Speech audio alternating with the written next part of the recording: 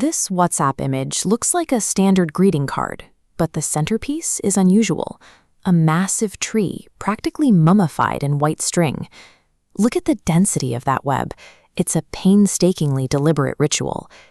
The red text below, Suhagen, directly addresses married women.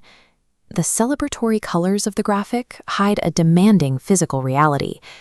This ritual, known as a vrat, requires a strict fast. These women undergo a day of intense exertion, often refusing even a single drop of water.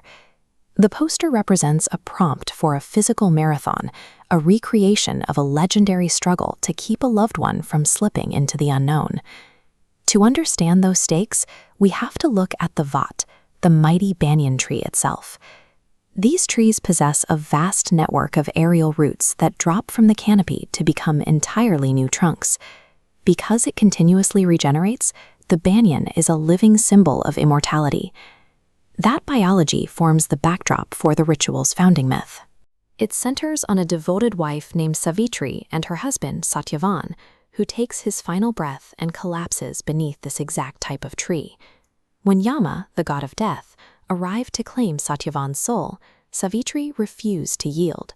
She followed him into the afterlife, engaging him in a relentless battle of intellect. Through sharp debate, she trapped Yama in his own words, ultimately forcing the deity to grant a boon that required her husband to be resurrected, right there in the dirt beneath the banyan. For the millions of women who observe this fast, the tree represents the literal, monumental site of female defiance against mortality. That brings us back to the thread. The core physical act of the vrat involves wrapping raw cotton around the immense girth of the trunk. This circular walking process is called parikrama. Encircling a mature banyan tree requires repeating the loop over and over, slowly building the web under the intense heat of the Indian summer.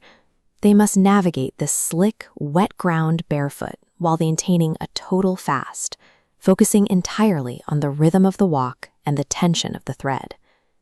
The logic behind the act is deeply symbolic. The tension of the raw cotton mirrors Savitri binding her husband's soul to the earthly realm, physically blocking death from pulling him away.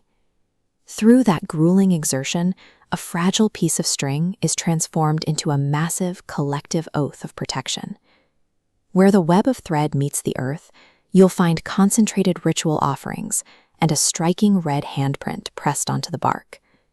These offerings are carried on a tray known as a puja thali.